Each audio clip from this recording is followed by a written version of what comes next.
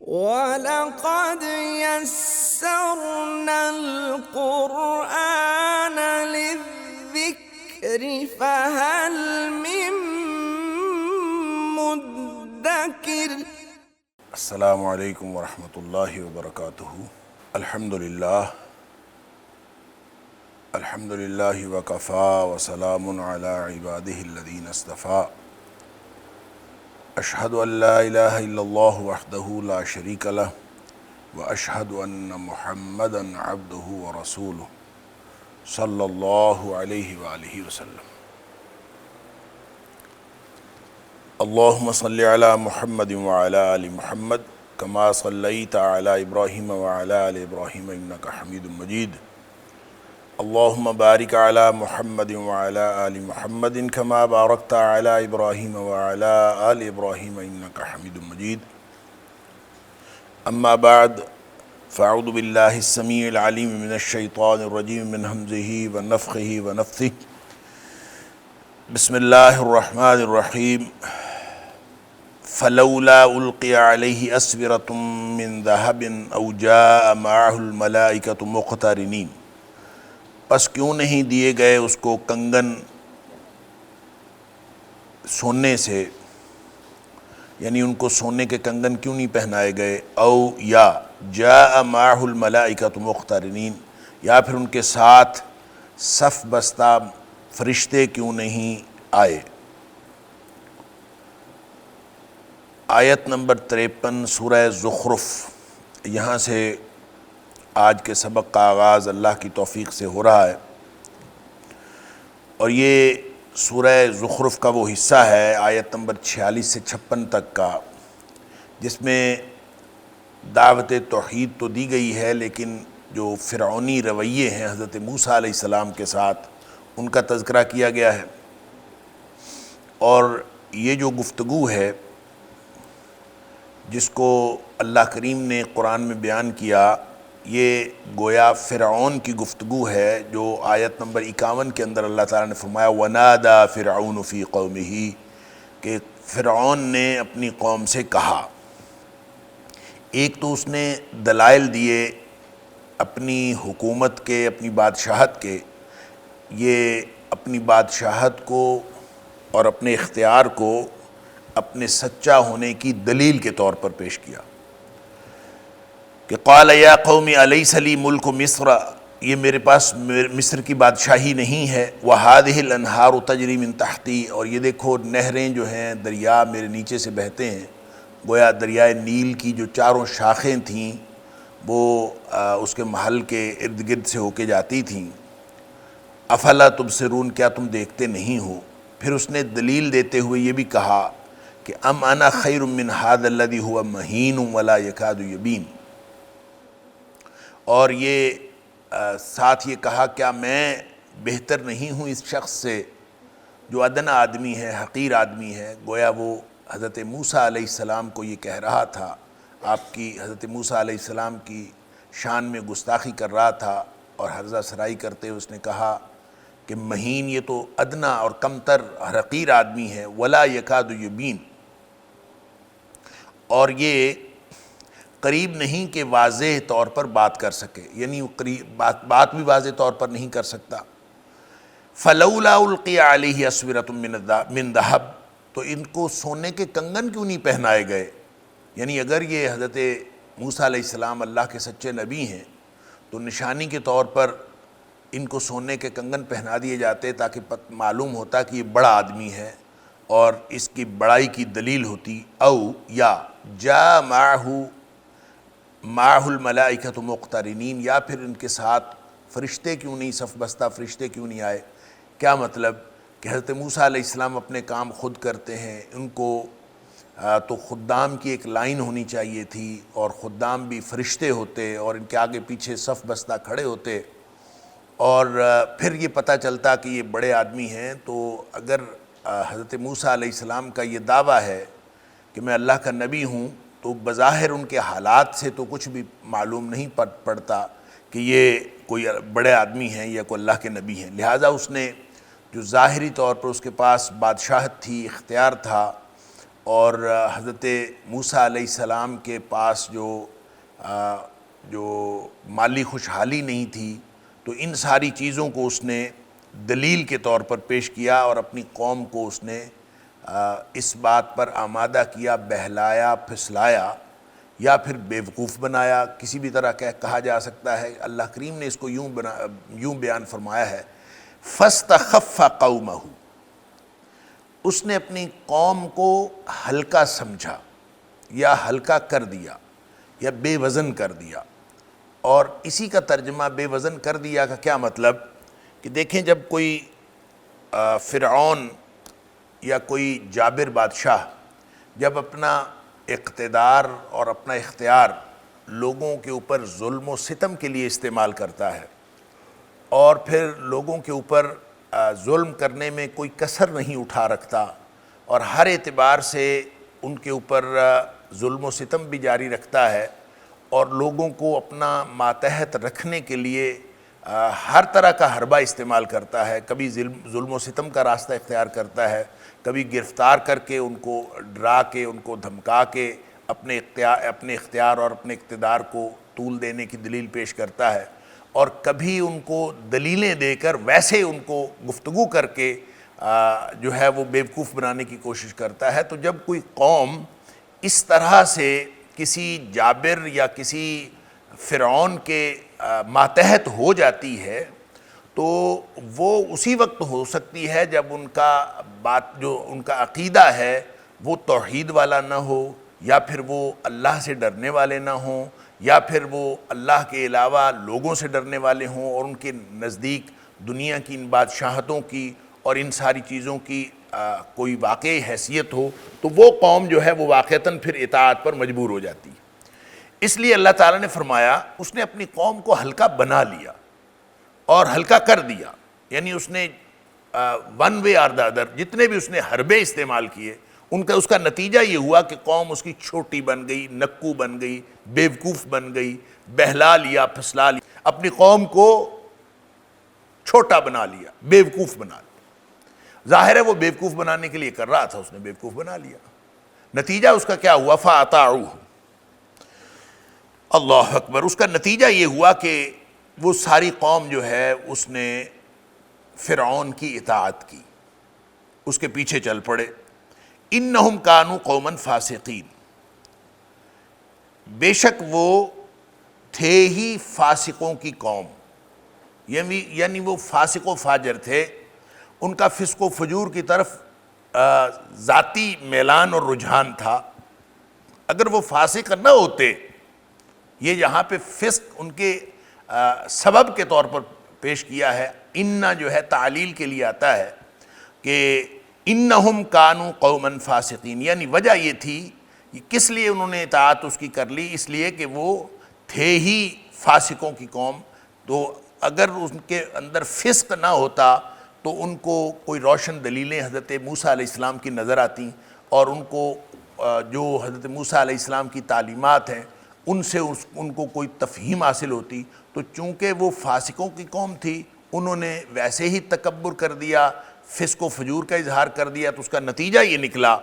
کہ ان کو حضرت موسیٰ علیہ السلام کی کوئی بات سمجھ میں نہیں آئی، اور جو اس نے بیوقوف بنایا وہ ساری باتیں جو ہیں ان کی سمجھ میں آ گئیں۔ اللہ تعالیٰ نے سورہ اعراف کے اندر اس کی یہ جو فاسق قوم ہے یہ کیوں اطاعت کرتی ہے، اس کی ایک اللہ تعالیٰ نے جھلک وہاں بھی دکھائی ہے کہ وَإِن يَرَوْا كُلَّ آيَةٍ لَا يُؤْمِنُوا بِهَا، اگر یہ ہر نشانی بھی دیکھ لیں یہ ایمان نہیں لاتے۔ وَإِن يَرَوْا سَبِيلَ الرُّشْدِ لَا يَتَّخِذُوهُ سَبِيلًا، اگر یہ سیدھا راستہ ہدایت کا راستہ دیکھتے بھی ہیں تو بھی وہ ہدایت کا راستہ اختیار نہیں کرتے، یعنی ان کے اندر یہ جو میلان ہے، جو ٹینڈنسی ہے وہ یہ ہے کہ نیکی کے راستے کو، سیدھے راستے کو، ہدایت کے راستے کو دیکھنے کے باوجود یہ اس کی طرف جاتے نہیں ہیں۔ وَإِن يَرَوْا سَبِيلَ الْغَيِّ، اور اگر یہ گمراہی کا راستہ دیکھتے ہیں، يَتَّخِذُوهُ سَبِيلًا، تو پھر اس کو یہ راستہ بنا لیتے ہیں، اس کو اپنا راستہ بنا لیتے ہیں۔ گمراہی نظر آتی ہے تو اس کے پیچھے چل پڑتے ہیں، اگر کوئی ہدایت نظر آتی ہے تو اس کے پیچھے نہیں جاتے۔ فرمایا کیوں، یہ کیوں کرتی ہیں؟ ذالک بانہم کذبوا بآیاتنا وکانوا یہ یعنی وکانوا فینا غافلین، یہ تھے غافل ہونے والے اور ہماری آیات کی تکذیب کرنے والے۔ گویا جو اللہ کی آیات کی تکذیب کرنے والا ہوتا ہے اور جو تکبر کرنے والا ہوتا ہے، جو فسق و فجور میں مبتلا ہوتا ہے، اس سے ہدایت کی توفیق چھین لی جاتی۔ تو گویا جو فسق و فجور ہے یہ گمراہی کی سب سے بڑی وجہ ہے۔ ویسے تو اللہ کریم نے ہر شخص کو وَنَفْسٍ وَمَا سَوَّاهَا فَأَلْهَمَهَا فُجُورَهَا وَتَقْوَاهَا، ہر شخص کو جو ہے وہ میلان دیا ہے نیکی کا بھی اور گناہ کا بھی، لیکن جب کوئی شخص گناہ کی طرف میلان رکھتا ہے اور ہر اعتبار سے اس کا گناہ کی طرف ہی رجحان ہوتا ہے تو اس کا نتیجہ یہ نکلتا ہے کہ اس کو پھر نبی کی باتیں سمجھنے میں نہیں آتی اور اس کے مقابلے میں جتنا بھی کوئی جابر ظالم آدمی ہو اس کی باتیں ان کو سمجھ میں آ جاتی ہیں۔ لہذا اللہ فرماتا فَأَطَاعُوهُ إِنَّهُمْ كَانُوا قَوْمًا فَاسِقِينَ، انہوں نے چونکہ یہ فسق و فجور میں مبتلا تھے اس لیے انہوں نے اس کی بات مان لی، حالانکہ وہ اپنی قوم کو بے وقوف بنا رہا تھا۔ فَاسْتَخَفَّ قَوْمَهُ، اس نے اپنی قوم کو بے وقوف بنایا، ہلکا بنایا اور بے وزن کر دیا۔ فَأَطَاعُوهُ، پس انہوں نے ان کی اطاعت کر لی۔ إِنَّهُمْ كَانُوا قَوْمًا فَاسِقِينَ، بے شک یہ تھے ہی فاسقوں کی قوم۔ فَلَمَّا آسَفُونَا، جب انہوں نے ہمیں ناراض کر دیا، غصہ دلا دیا۔ فَلَمَّا، پس جب آسَفُونَا، انہوں نے ہمیں ناراض کر دیا، ہمیں غصہ دلا دیا۔ انتقمنا منہم، ہم نے ان سے پھر بدلہ لیا۔ اللہ اکبر! اس کا مطلب یہ ہے کہ جس طرح اللہ راضی ہوتا ہے اور راضی ہو کر لوگوں کو اچھی جزا دیتا ہے، اسی طرح اللہ تعالیٰ ناراض بھی ہوتا ہے۔ یہ بھی اللہ کی صفات میں سے ایک صفت ہے کہ اللہ ناراض بھی ہوتا ہے، اللہ کو غصہ بھی آتا ہے، اور اللہ جب ناراض ہوتا ہے تو پھر اللہ تعالیٰ سزا دیتا ہے، اللہ تعالیٰ انتقام لیتا ہے۔ یہ بھی اللہ کی صفات میں سے ہے۔ فلما آسفونا، جب انہوں نے ہمیں ناراض کر دیا یا ہمیں غصہ دلا دیا، انتقمنا منہم، ہم نے ان سے انتقام لیا۔ فاغرقناہم اجمعین، پس ہم نے ان سب کو اکٹھے غرق کر دیا، سب تباہ و برباد ہو گئے۔ اللہ اکبر! فجعلناہم سلفا ومثلا للآخرین، اور پھر ہم نے بنا دیا ان کو سلفاً یعنی پیش رو، و مثلاً اور نمونہ عبرت، ایک مثال، للآخرین بعد میں آنے والے جو لوگ تھے ان کے لیے ہم نے ان کو ایک نمونہ عبرت اور پیش رو بنا دیا۔ آگے جانے والے جو زمانے کے اعتبار سے آگے جانے والے ہوتے ہیں ان کو سلف کہتے ہیں، اور پیش رو بنا دیا، آگے جانے والے بنا دیا، و مثلاً اور نمونہ عبرت بنا دیا، للآخرین بعد میں آنے والوں کے لیے۔ اور یہ سورہ شعراء کے اندر بھی آپ دیکھیں تو اللہ کریم نے جب بھی قوموں کی تباہی کا ذکر فرمایا ہے تو ہر قوم کی تباہی کے بعد فرمایا کہ اس کے اندر نشانی ہے، اور فرمایا کہ فما کان اکثرہم مومنین، ان میں سے اکثریت جو ہے مومن نہ ہوئے، اور یہ اللہ تعالیٰ کی نشانی ہے۔ تو ہر چیز کے اندر اللہ تعالیٰ نے نشانی رکھی ہے، اور بعد میں آنے والے خاص طور پر جو تباہ و برباد ہوئے فرعونی، تو ان کے بعد جتنی قومیں آئیں، اور خاص طور پر جو مشرکین مکہ ہے ان کو سمجھایا جا رہا ہے، وہ چونکہ بعد میں آنے والے ہیں، اور نبی حضرت موسیٰ علیہ السلام ہوں یا نبی محمد کریم صلی اللہ علیہ وآلہ وسلم ہوں، انہوں نے حضرت موسیٰ علیہ السلام کی مخالفت کی، اور اب مشرکین مکہ نبی اکرم صلی اللہ علیہ وسلم کی مخالفت کر رہے ہیں۔ تو گویا بعد میں آنے والے خاص طور پر وہ مراد ہیں جو نبی کی دشمنی کے اندر آگے بڑھے ہوئے ہیں، اور جو نبی کریم صلی اللہ علیہ وآلہ وسلم کا ساتھ نہیں دے رہے بلکہ ان کی دشمنی کر رہے ہیں، لہٰذا ان کے لیے ایک بہت بڑی مثال اور بہت بڑا نمونہ عبرت ہے۔ وَلَقَدْ يَسَّرْنَا الْقُرْآنَ لِلذِّكْرِ فَهَلْ مِن مُّدَّكِرٍ وَلَقَدْ يَسَّرْنَا الْقُرْآنَ لِلذِّكْرِ فَهَلْ مِن مُّدَّكِرٍ وَلَمَّا ضُرِبَ ابْنُ مَرْيَمَ مَثَلًا إِذَا قَوْمُكَ اذا قومک منہ یصدون، جب مثال بھی بیان کی جاتی ہے ابن مریم کی، اذا قومک منہ یصدون، تو تیری قوم کے لوگ جو ہیں شور مچا دیتے ہیں۔ یہ ہم 3 آیات پڑھ لیں، پھر اس کے بعد میں عرض کرتا ہوں کہ اس کا مفہوم کیا ہے۔ وَلَمَّا ضُرِبَ ابْنُ مَرْيَمَ مَثَلًا، جب حضرت ابن مریم کی مثال بیان کی جاتی ہے یا ان کو بطور مثال بیان کیا جاتا ہے، اذا، تب، قومک، آپ کی قوم، منہ، اس سے، یصدون، شور مچاتے ہیں، چیختے چلاتے ہیں، یا خوشی سے چیخنا چلانا۔ وقالوا آلہتنا خیر ام ہوا، تو پھر یہ کہتے ہیں کہ کیا ہمارے الہ بہتر ہیں یا وہ بہتر ہے۔ ما ضربوہ لک الا جدلا، نہیں مثال بیان کرتے تیرے لیے سوائے جھگڑے کے طور پر، بل ہم قوم خصمون، بلکہ حقیقت یہ ہے کہ یہ ہیں ہی جھگڑالو قوم۔ ان ہوا الا عبد انعمنا علیہ، نہیں ہے وہ مگر ہمارا بندہ، انعمنا علیہ، جس کے اوپر ہم نے انعام کیا، وجعلناہ مثلا لبنی اسرائیل، اور ہم نے اس کو بنی اسرائیل کے لیے بھی ایک مثال بنایا۔ حضرت عیسیٰ علیہ السلام ان لوگوں میں سے تھے، ان ہستیوں میں سے تھے جن کی پوجا کی جاتی تھی، اور مختلف مورتیوں کی پوجا کی جاتی تھی، مختلف قسم کے بتوں کی پوجا کی جاتی تھی،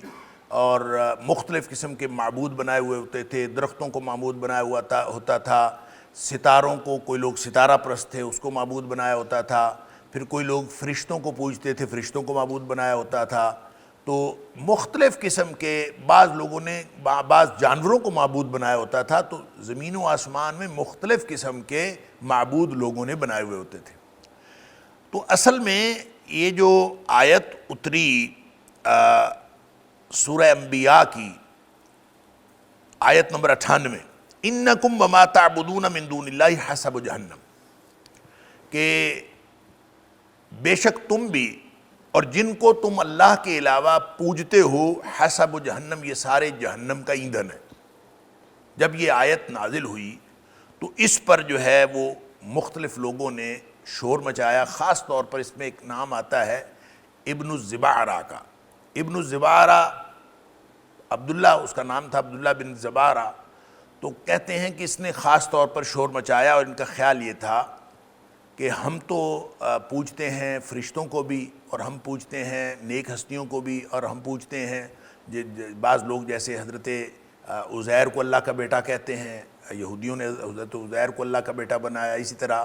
عیسائیوں نے حضرت عیسیٰ علیہ السلام کو اللہ کا بیٹا بنا کے ان کو بھی الہ بنا لیا۔ تو یہ اس طرح سے چلانے لگے، اور خوشی میں مشرکین اس طرح خوش ہونے لگے کہ گویا ہم اگر جہنم میں جائیں گے تو یہ جو کہا جا رہا ہے وما تعبدون من دون اللہ حسب جہنم، جو جن کی بھی تم پوجا کرتے ہو اللہ کے علاوہ، سارے کے سارے جہنم کا ایندھن ہے۔ تو انہوں نے یہ خوشی یہ منانی شروع کر دی، اور خوشی سے چیخنا یہ شروع کر دیا کہ گویا ہم تو جہنم میں جائیں گے تو ہمارے ساتھ وہ نیک ہستیاں بھی، حضرت عیسیٰ علیہ السلام بھی، حضرت عزیر بھی، فرشتے بھی، سارے وہ بھی جہنم میں جائیں، کیونکہ یہ کہا گیا ہے کہ تم بھی اور جن کی تم پوجا کرتے ہو سارے کے سارے جہنم کا ایندھن۔ اس پر پھر اللہ کریم نے ایک تو یہ آیت نازل فرمائی، ان الذین، وہ اسی سورہ انبیاء کی ہی آیت نمبر 101 ہے، ان الذین سبقت لهم من الحسنی اولئک عنہا مبعدون، کہ وہ لوگ جو جن کے اوپر پہلے ہی اچھی بات ثابت ہو چکی ہے، سبقت لهم من الحسنی، ہماری طرف سے جن کو اچھی بات پہلے ہی مل چکی ہے۔ کیا مطلب؟ جو لوگ پہلے ہی انبیاء ہیں، یا جن لوگوں کو اللہ تعالیٰ کی طرف سے پہلے خوشخبری مل چکی ہے، ان اولئک عنہا مبعدون، یہ سب لوگ جہنم سے دور رہیں گے، یعنی ان کو جہنم، یہ لوگ وہاں نہیں جائیں گے، یہ استثناء آ گیا۔ ایک یہ آیت نازل ہوئی، اور ایک یہ آیت جو آیت نمبر 57 ہے، یہ نازل ہوئی، یعنی لما ضرب ابن مریم مثلا اذا قومک منہ یصدون، تیری قوم جو ہے وہ اس پہ چیخنے لگتی تھی، تو یعنی حضرت عیسیٰ علیہ السلام کا نام لیا تو یہ چیخنے لگی، وقالوا آلہتنا خیر ام ہوا، اور کہنے لگے کہ ہمارے الہ زیادہ اچھے ہیں کہ یا یہ اچھا ہے۔ تو ایک تو جو اس کا پھر جواب اللہ کریم نے یہ یہاں بھی دیا جو آیت نمبر 59 ہے، کہتے ہیں یہ اس موقع پر نازل ہوئی، ان ہوا الا عبد انعمنا علیہ، کہ حضرت عیسیٰ علیہ السلام تو اور کچھ نہیں ہے، وہ تو ایک عبد ہیں، ایک اللہ ہمارے بندے ہیں، انعمنا علیہ، ہم نے ان کے اوپر انعام کیا۔ تو ایک تو ان آیات کی تفسیر یہ کی جاتی ہے، اور دوسری اس کی یہ تفسیر ہے جو آیت نمبر 45 کے اندر ہم نے ایک اللہ کریم کی طرف سے سوال پڑھا ہے پیچھے اسی سورہ زخرف کی آیت نمبر 45 میں، اگر آپ پیچھے دیکھ سکیں، وَاسْأَلْ مَنْ أَرْسَلْنَا مِنْ قَبْلِكَ مِنْ رُسُلِنَا أَجْعَلْنَا مِنْ دُونِ الرَّحْمَنِ آلِهَةً يُعْبَدُونَ، کہ ان سے پوچھو، ان رسولوں سے پوچھو جن کو ہم نے اپنے سے پہلے من قبل کا، آپ سے پہلے جن کو ہم نے اپنے رسولوں میں سے رسول بھیجے، اجعلنا من دون الرحمن آلہہ، کیا ہم نے رحمان کے علاوہ کسی اور کو الہ بنایا ہے، یعبدون، جن کی پوجا کی جائے، کیا ہم نے کسی کو بنایا ہے؟ تو اس پر جو ہے، اس سوال کے جواب میں جو ہے جو مشرکین مکہ تھے انہوں نے اس سوال کے جواب میں کہا کہ ہاں حضرت عیسیٰ علیہ السلام کو تو بنایا ہے، لوگوں نے معبود بنایا ہے، اور اس کے جواب میں وہ یہ کہنے لگے، اور پھر ساتھ خوشی سے چلانے لگے، اور کہ حضرت عیسیٰ علیہ السلام جو ہیں ان کو خدا بھی بنایا گیا ہے، ان کو پوجا بھی گیا ہے، اور ساتھ پھر ایک ان کو یہ اعتراض تھا کہ نبی اکرم صلی اللہ علیہ وآلہ وسلم جب بھی حضرت عیسیٰ علیہ السلام کا ذکر کرتے تھے تو بڑے اچھے الفاظ میں ذکر کرتے تھے، بڑا احترام کرتے تھے، تو حالانکہ ان کو بھی پوجا جاتا تھا، وہ بھی ایک پوجی جانے والی ہستی تھی، اور جو فرشتے اور مختلف مورتیاں ہیں ان مورتیوں کا اور ان فرشتوں کا، ستاروں کا، ان ساری چیزوں کا اس طرح سے احترام سے نام نہیں لیتے تھے۔ یہ اعتراض انہوں نے کیا نبی اکرم صلی اللہ علیہ وآلہ وسلم پر۔ ایک تو انہوں نے یہ کہا کہ حضرت عیسیٰ علیہ السلام کی پوجا کی جاتی ہے، اور دوسرا ساتھ انہوں نے یہ کہا کہ آپ حضرت عیسیٰ علیہ السلام کا نام جو ہے وہ بڑے احترام سے لیتے ہیں، ہمارے معبودوں کا نام آپ اچھے طریقے سے نہیں لیتے، لہذا سوال کیا ہے، وَقَالُوا أَآلِهَتُنَا خَيْرٌ أَمْ هُوَ، کیا ہمارے الہ بہتر ہیں یا وہ حضرت عیسیٰ علیہ السلام بہتر؟ یعنی کس بنیاد پر آپ نے ان کو ہمارے معبودوں سے الگ کیا ہوا ہے، اور ان کا آپ اچھے طریقے سے ذکر کرتے ہیں، ہمارے معبودوں کا اچھے طریقے سے ذکر نہیں کرتے۔ اور اللہ تعالیٰ فرماتا ہے مَا ضَرَبُوهُ لَكَ إِلَّا جَدَلًا، یہ انہوں نے جو مثال بیان کی یہ سوائے جھگڑا کرنے کے اور کوئی ان کا مقصد اور کوئی نہیں تھا، ایک جھگڑے کی بنیاد بنائی بس، اس کے علاوہ اور کچھ بھی نہیں تھا۔ بل ہم قوم خاسمون، اصل بات یہ ہے کہ یہ کوئی دلیل نہیں انہوں نے پکڑی، یہ بس چونکہ قوم ہی جھگڑالو تھے ہی جھگڑا کرنے والے، لہذا انہوں نے جھگڑا کرنے کی اپنی جو ان کی فطرت ہے اس میں سے انہوں نے ایک دلیل پکڑی ہے تاکہ وہ آپ کے ساتھ جھگڑ سکیں، حالانکہ کوئی ایسی بات نہیں تھی۔ تو یہ جو دو باتیں ہیں، دو تفسیریں ہیں، ان تفسیروں کو بھی آپ دیکھ لیجئے، لیکن صحیح بات یہ ہے کہ ابن عاشور نے جو بڑے معروف مفسر ہیں انہوں نے کہا کہ یہ والی آیات قرآن حکیم کے مشکل مقامات میں سے ہیں۔ قرآن حکیم کے مقامات ایسے ہیں جن کو سمجھنے میں بعض اوقات مشکل ہوتی ہے، تو یہ بھی ان مقامات میں سے ہیں، اور مشکل مقامات میں جب ہم ان کی تفسیر کرتے ہیں تو ہمیں کوئی نہ کوئی دلیل پکڑنی پڑتی ہے، اور جب دلیل پکڑتے ہیں تو دونوں طرح کی تفسیریں موجود ہیں۔ ایک تو حضرت عیسیٰ علیہ السلام کے حوالے سے کہ انہوں نے وہ جو سورہ انبیاء کا میں نے حوالہ دیا یہ بھی روایت موجود ہے، اور اسی طرح سے ایک دوسری روایت یہ بھی موجود ہے کہ یہ لوگ جو ہیں مشرکین مکہ جو ہیں انہوں نے خوشیاں منائیں، اور صرف انہوں نے یہ جھگڑا اس لیے کیا کہ حضرت عیسیٰ علیہ السلام کا جو نام نامی ہے اور ان کو آپ اچھے طریقے سے اس کا ذکر کیوں کرتے ہیں، اور پھر ہمارے جو الہ ہیں وہ تو زیادہ اچھے ہیں۔ تو بس یہ ایک صرف اور صرف جھگڑا کرنے کے لیے انہوں نے ایک کام کیا ہے اور کچھ نہیں۔ جب اللہ تعالیٰ یہاں پہ یہ فرماتا ہے کہ بل ہم قوم خاسمون، یہ ہیں ہی جھگڑالو قوم، تو اصل میں یہ بتانا مقصود ہے کہ جو جھگڑا کرنے والے یہ جھگڑالو قوم ہوتے ہیں۔ سورہ مریم میں اللہ تعالیٰ نے فرمایا قوم اللدہ،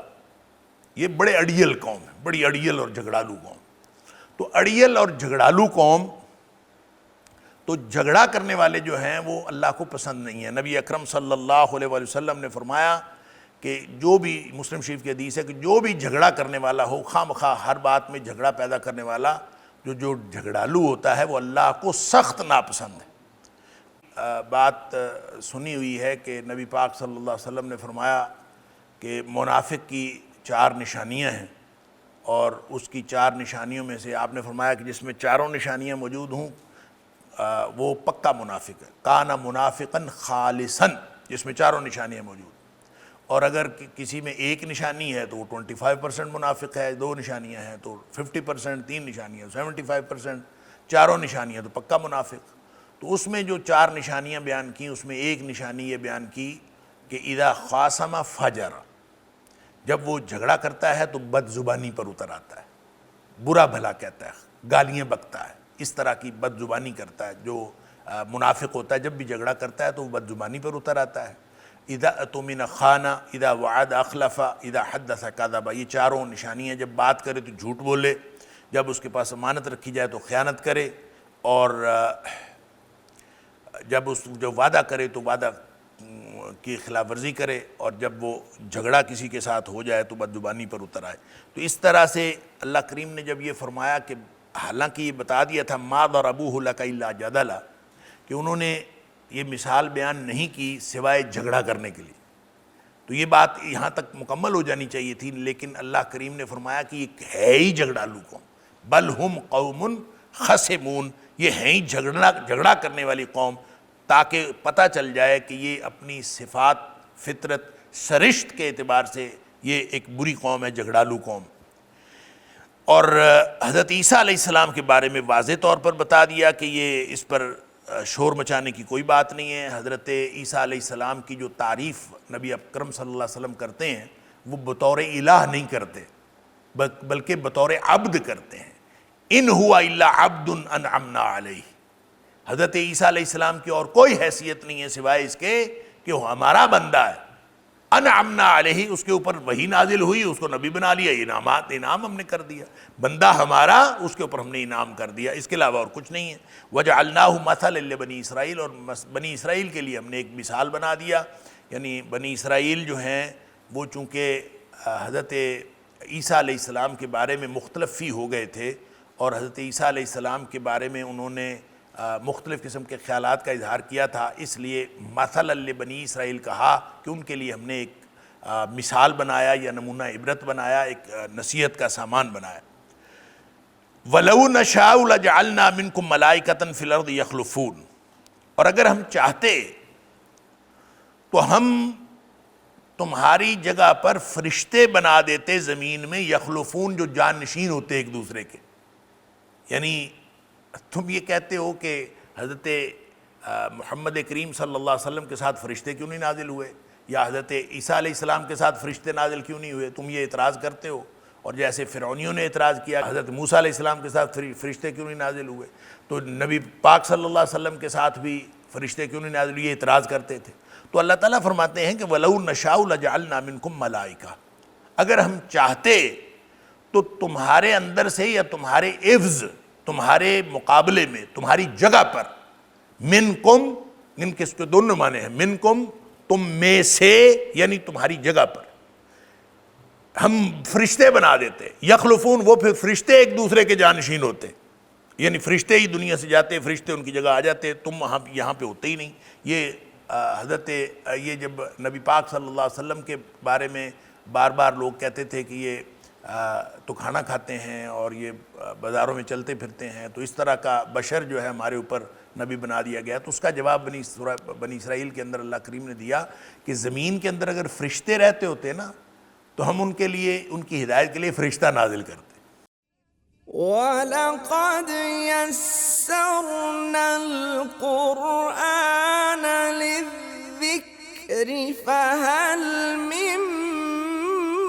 مُدَّكِرٍ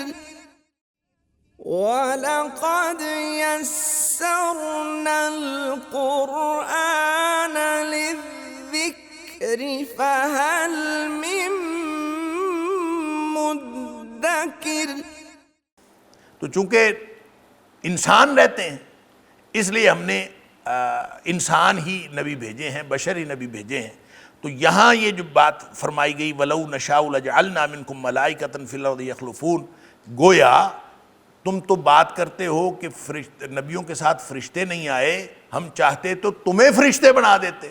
اور تمہاری جگہ پہ تمہیں یہاں سے لے جاتے اور تمہاری جگہ پہ زمین پر فرشتے ہی بھیج دیتے اور فرشتے ہی یہاں آتے جاتے اور ایک دوسرے کے جانشین ہوتے۔ گویا اللہ کی قدرت اور طاقت تو یہ ہے کہ وہ تمہیں مٹا دے اور تمہیں ختم کر دے اور تمہاری جگہ پر فرشتے لے آئے۔ یہ ایسا نہیں ہے کہ اللہ تعالیٰ فرشتے لا نہیں سکتا، اللہ تعالیٰ فرشتے لا بھی سکتا ہے اور فرشتوں کو بسا بھی سکتا ہے، لیکن اللہ نے ایسا نہیں چاہا، اللہ تعالیٰ نے ایسا نہیں کیا، یہاں پہ بشر بھیجے۔ وَإِنَّهُ لَعِلْمٌ لِلسَّاعَةِ فَلَا تَمْتَرُنَّ بِهَا وَاتَّبِعُونِ هَذَا صِرَاطٌ مُسْتَقِيمٌ۔ ایک دفعہ پھر میں عرض کروں کہ یہ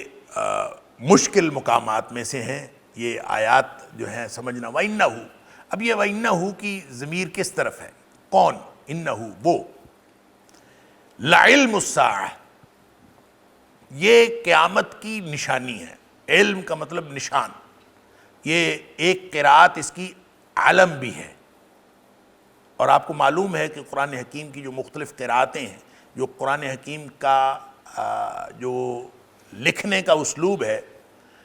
جس کو خط عثمانی کہا جاتا ہے، اور یہ اس کے اندر ساری قرات کی رعایت موجود ہوتی ہے، تو مختلف قسم کی قرات اس کی موجود ہیں۔ ہم جس قرات کے اوپر یہاں اس علاقے میں جو قرات پڑھی جاتی ہے یہ ایک خاص قرات ہے، اور ہر علاقے میں مختلف قراتیں پڑھی جاتی ہیں، تو ایک قرات اس کی لعلم بھی ہے، اور علم کا مطلب ڈائریکٹلی نشانی ہوتا ہے۔ تو علم جو ہے، علم کا معنی بھی یہ ہے کہ یہ ایک قیامت کا نشان ہے۔ علم کا مطلب نشان، تو یہ قیامت کا ایک علم ہے، یا کیا مطلب قیامت کا ایک نشان ہے؟ کیا چیز قیامت کا نشان ہے؟ ہو کی ضمیر حضرت عیسیٰ علیہ السلام کی چونکہ اوپر بات ہو رہی ہے، تو ایک امکان یہ ہے، اور مفسرین نے اسی کو بیان کیا ہے، علامہ ابن کثیر اور دیگر مفسرین نے، کہ اس کا سب سے پہلا جو امکان ہے وہ یہی ہے کہ انہو سے اس کی ضمیر جو ہے حضرت عیسیٰ علیہ السلام کی طرف جاتی ہے، کہ وہ قیامت کی ایک نشانی ہے۔ حضرت عیسیٰ علیہ السلام وہ قیامت کا ایک نشان۔ کیا مطلب؟ کہ حضرت عیسیٰ علیہ السلام کا جو خاص طور پر جو قرب قیامت نزول ہونا ہے وہ قیامت کی نشانیوں میں سے ہے، اور نبی اکرم صلی اللہ علیہ وآلہ وسلم کی بہت ساری احادیث کے اندر آیا ہے کہ نزول عیسیٰ جو ہے، حضرت عیسیٰ علیہ السلام کا جو نزول ہے وہ قیامت کی نشانیوں میں سے ایک بڑی نشانیوں میں سے ایک نشانی ہے۔ فَلَا تَمْتَرُنَّ بِهَا، پس نہ شک کرو اس میں تم، وَاتَّبِعُونَ، میری بات مانو، میرے پیچھے چلو، میری اتباع کرو، هَذَا صِرَاطٌ مستقیم، یہ سیدھا رستہ ہے۔ گویا نبی پاک صلی اللہ علیہ وآلہ وسلم سے یہ کہلوایا جا رہا ہے کہ یہ سیدھا رستہ یہ ہے کہ تم سب میری اتباع کرو، اور حضرت عیسیٰ علیہ السلام تو قیامت کی نشانیوں میں سے ایک نشانی ہیں۔ اور اس کو آپ اگر سورہ نساء کی اس آیت کے ساتھ جوڑ کر پڑھ لیں، جو آیت نمبر 159 ہے، جس میں اللہ کریم نے فرمایا وَإِن مِّنْ أَهْلِ الْكِتَابِ إِلَّا لَيُؤْمِنَنَّ بِهِ مِنْ قَبْلِ مَوْتِهِ وَيَوْمَ الْقِيَامَةِ يَكُونُ عَلَيْهِمْ شَهِيدًا، کہ کوئی بھی اہل کتاب ایسا نہیں بچے گا جو حضرت عیسیٰ علیہ السلام کی موت سے قبل ان پر ایمان نہ لے آئے۔ تو گویا حضرت عیسیٰ علیہ السلام اس وقت تو آسمان پر زندہ اٹھا لیے گئے ہیں، جب وہ تشریف لائیں گے قرب قیامت، اور تب سب لوگ جو ہیں ان کے اوپر ایمان لائیں گے کہ حضرت عیسیٰ علیہ السلام موجود ہیں۔ تو حضرت عیسیٰ علیہ السلام کی موجودگی اور آپ پر ایمان لانے کا وہ جو واقعہ ہوگا وہ قیامت کی نشانی ہوگا۔ وَإِنَّهُ لَعِلْمُ السَّاعَةِ، وہ قیامت کا علم ہے، قیامت کی نشانی ہے۔ فَلَا تَمْتَرُنَّ بِهَا، پس اس کے بارے میں شک نہ کرو، وَاتَّبِعُونَ، اور میری پیروی کرو، هَذَا صِرَاطٌ مستقیم، یہ سیدھا رستہ ہے۔ اور دوسرا امکان اور دوسری تفسیر جس میں مفسرین نے یہ بات کہی ہے وہ یہ ہے کہ اس سے مراد یہ ہو کی ضمیر قرآن کی طرف، وَإِنَّهُ، اور جب بھی کبھی اس طرح سے بغیر سیاق و سباق کے ہو کی ضمیر ہو تو وہ عام طور پہ قرآن کی طرف ہوتی ہے، وَإِنَّهُ، قرآن۔ لہذا ایک تو سیاق و سباق کے اعتبار سے حضرت عیسیٰ علیہ السلام، ہو کی ضمیر حضرت عیسیٰ علیہ السلام کے ساتھ ہونا، کی طرف ہونا، یہ امکان ہے۔ دوسرا امکان یہ ہے کہ وَإِنَّهُ سے مراد قرآن ہے، وَإِنَّهُ لَعِلْمُ السَّاعَةِ، یعنی قرآن جو ہے یہ اصل میں قیامت کا علم ہے اور قیامت کی نشانی ہے۔ قرآن کا نزول یہ قیامت کی نشانی. جیسے نبی پاک صلی اللہ علیہ وسلم نے فرمایا میں اور قیامت یوں باہم ملے ہوئے ہیں, یوں جڑے ہوئے ہیں. اس کا ایک مطلب تو یہ ہے کہ میرے بعد اب قیامت ہے, اس سے یعنی قیامت قریب آ گئی ہے, اس کا یہ بھی معنی ہے. اور اس کا یہ معنی بھی ہے کہ میرے اور قیامت کے درمیان میں اب کوئی اور نبی نہیں ہے, میں آ گیا ہوں قیامت تک کے لیے, قیامت کی دیواروں تک میری نبوت چلے گی. انا والساعۃ کہاتین. تو جس طرح نبی اکرم صلی اللہ علیہ وآلہ وسلم خود بعض احادیث کے اندر آتا ہے, نبی پاک صلی اللہ علیہ وسلم فرمایا کہ قیامت کی نشانیوں میں سے میری نبوت بھی ایک نشانی ہے, یعنی نبی پاک صلی اللہ علیہ وسلم کی نبوت بھی قیامت کی نشانیوں میں سے ایک نشانی. اور اسی طرح سے جب نبی پاک صلی اللہ علیہ وسلم کی تشریف آوری اور آپ کی بعثت جو ہے یہ بھی نشانی ہے, تو یہ قرآن بھی قیامت کی نشانیوں میں سے, کہ اب آخری کتاب نازل ہو گئی ہے, اب اس کے بعد جو ہے قیامت ہی ہے. فلا تمترن بہا, بس اس کے ساتھ کوئی شک و شبہ نہ کرو. واتبعون, اور میری پیروی کرو. ھذا صراط مستقیم, یہ سیدھا رستہ ہے. ولا یصدنکم الشیطان انہ لکم عدو مبین, اور تمہیں شیطان نہ روک لے, یعنی ہرگز نہ روکے. ولا یصدنکم, تمہیں ہرگز نہ روکے الشیطان, شیطان, انہ لکم عدو مبین, بے شک شیطان جو ہے وہ تمہارا کھلا دشمن ہے. گویا حضرت عیسیٰ علیہ السلام کے اوپر ایمان لانا ہو, یا قرآن کے اوپر ایمان لانا ہو, یا نبی اکرم صلی اللہ علیہ وآلہ وسلم پر ایمان لانا ہو, جو بڑی رکاوٹیں ہیں اس میں سے ایک رکاوٹ شیطان ہے. اور شیطان تمہارے راستے کو روکتا ہے. اور اس نے پہلے دن ہی جب حضرت آدم علیہ السلام کے مقابلے میں جب یہ راندہ درگاہ قرار دے دیا گیا, اور اس نے جب مہلت مانگی, تو اس نے پہلے دن ہی اللہ تعالیٰ سے یہ چیلنج کر دیا تھا کہ میں تیرے بندوں کو سیدھے رستے پر نہیں جانے دوں گا. لہٰذا یہ ہمیشہ سے لگا ہوا ہے اور دشمن ہے انسان کا. اس لیے فرمایا, اور مختلف جگہوں پہ اللہ تعالیٰ نے فرمایا دھوکہ دینے والا تمہیں دھوکے میں مبتلا نہ کر دے, اور کسی بھی طرح تمہیں روک نہ دے. ولا یصدنکم الشیطان انہ لکم عدو مبین. ولما جاء عیسیٰ بالبینات قال قد جئتکم بالحکمۃ ولأبین لکم بعض الذی تختلفون فیہ فاتقوا اللہ واطیعون. اور جب عیسیٰ علیہ السلام آئے بالبینات, روشن دلائل لے کر, حضرت عیسیٰ علیہ السلام جب آئے روشن دلائل لے کر, قال, اور انہوں نے کہا, قد جئتکم, بے شک میں آیا ہوں تمہاری طرف, بالحکمت, محکم دلائل لے کر, محکم اور پختہ دلائل لے کر. حکمہ اس کو کہتے ہیں کہ ایسی چیز اور ایسی دانائی جو انسانی عقل کے مطابق ہو, یعنی ایسا نہیں ہے کہ انسانی عقل کے اور جو ایک معیار ہے اس سے کمتر ہے, ان کے عین مطابق. حکمہ, جئتکم بالحکمہ, میں محکم دلائل لے کر آیا ہوں. وَلِأُبَيِّنَ لَكُمْ, اور تاکہ میں تمہارے اوپر واضح کر دوں, بعض الذی, ان امور میں سے بعض امور کو, تختلفون فیہ, جس میں تم اختلاف کرتے ہو. یعنی تم جن باتوں میں اختلاف کرتے ہو ان میں سے بعض باتوں کو میں واضح کر دوں, اس لیے میں آیا ہوں. اب دیکھیں, بعض باتوں کو واضح کر دوں, ساری باتوں کو نہیں. ساری باتیں اختلاف والی واضح نہیں ہو سکتی, کیونکہ بعض سے مراد ہے شریعت کے امور. شرعی امور جو ہیں وہ سارے کے سارے واضح کر دوں. باقی اس کے علاوہ بہت سارے امور ہو سکتے ہیں, امور تجارت ہو سکتے ہیں, امور زراعت ہو سکتے ہیں, امور صنعت ہو سکتے ہیں, کتنے امور ہیں انسانی زندگی کے. تو سارے امور جو ہیں ان کے بارے میں وضاحت کرنا اور واضح رہنمائی دینا یہ نبی کا کام نہیں ہوتا. نبی کا کام بنیادی طور پر ہوتا ہے شرعی امور جو ہیں, شریعت کے امور, اس میں واضح کرنا. فرمایا بعض الذی تختلفون فیہ لأبین لکم بعض الذی تختلفون فیہ, تاکہ تمہارے بعض معاملات, یعنی ظاہر امور شریعت جو ہیں وہ واضح کرنے کے لیے حضرت عیسیٰ علیہ السلام تشریف لائے. اور اس میں سے بہت ساری چیزیں تھیں. یہودیوں نے اس سے پہلے حضرت عزیر کو اللہ کا بیٹا بنا دیا تھا, وہ توحید کے امور جو ہیں ان میں وہ اختلاف کرتے تھے. پھر اسی طرح حلال و حرام کے حوالے سے ان میں بہت سارے اختلافات آ چکے تھے. ان کے جو احبار و رہبان ہیں انہوں نے جو ہے وہ حلال و حرام کے فتوے خود دے دیے ہوئے تھے. تو بہت ساری چیزوں کے اندر ان کا اختلاف تھا. ان سارے اختلافات کو دور کرنے کے لیے, لیکن ان کو بعض اس لیے کہا کہ یہ صرف امور شریعت ہیں, اور نبی کا کام امور شریعت کو واضح کرنا ہوتا ہے. جیسے نبی اکرم صلی اللہ علیہ وسلم نے بھی وہ پیوند کاری کے بارے میں معاملہ ہوا تھا تو آپ نے فرمایا تھا انتم اعلم بامور دنیاکم، کہ تمہارے جو دنیا کے امور ہیں اس کے بارے میں تم زیادہ جانتے ہو. کسی کا تجربہ زیادہ ہو سکتا ہے، کوئی اپنے تجربے کی بنیاد پر صنعت کا زیادہ ماہر ہو سکتا ہے، کوئی اپنے تجربے کی بنیاد پر تجارت کا زیادہ ماہر ہو سکتا ہے، کوئی اپنی تجربے کی بنیاد پر زراعت کا زیادہ بڑا ماہر ہو سکتا ہے، کوئی بھی ماہر ہو سکتا ہے، لیکن شریعت کا ماہر نہیں ہو سکتا. شریعت ایک ایسا امر ہے جس میں نبی سب سے بڑا ماہر ہوتا ہے اور نبی ہی بتاتا ہے. یہی وجہ ہے کہ جب حضرت موسیٰ علیہ السلام سے کسی نے پوچھا تھا کہ آپ سے بڑا کوئی عالم دنیا میں ہے،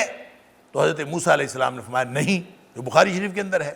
تو جب حضرت موسیٰ علیہ السلام نے یہ کہہ دیا کہ مجھ سے بڑا عالم کوئی نہیں ہے یا میں ہی سب سے بڑا عالم ہوں، تو یہ کہنے کا مطلب یہ تھا کہ امور شرعی میں اور علوم شرعیہ میں مجھ سے بڑا عالم کوئی نہیں، کیونکہ نبی جو بھی جس زمانے کا ہوتا ہے وہ شرعی علوم میں سب سے بڑا عالم وہی ہوتا. لیکن اللہ کریم نے پھر حضرت موسیٰ علیہ السلام کو پھر خضر علیہ السلام سے ملاقات کروائی، اور خضر سے ملاقات کروانے کے بعد وہاں جو علم کی جو جہت تھی، جو سورہ کہف کے اندر ہم پڑھ آئے ہیں،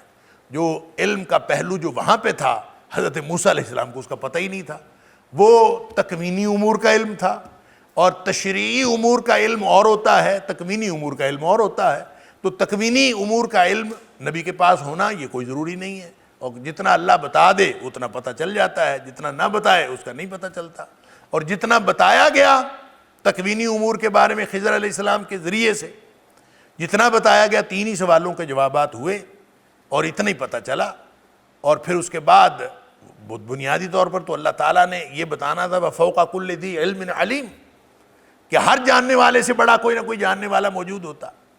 تو امور شرعیہ میں تو حضرت موسیٰ علیہ السلام ہی بڑے تھے، لیکن دیگر امور کے اندر اور بھی کوئی ہو سکتا ہے ماہر. اور پھر حضرت خضر نے، جو بخاری شریف کی حدیث ہے اس میں یہ بھی آیا کہ وہ جو چڑیا تھی، ایک چڑیا آئی، اس نے اپنے چونچ میں پانی لیا اور کشتی کے کنارے پہ بیٹھ گئی. تو حضرت خضر نے حضرت موسیٰ علیہ السلام کو بتایا کہ تیرا علم اور میرا علم دونوں ملا کے بھی اللہ کے علم کے مقابلے میں یہ حیثیت بھی نہیں رکھتے جتنی حیثیت سمندر کے مقابلے میں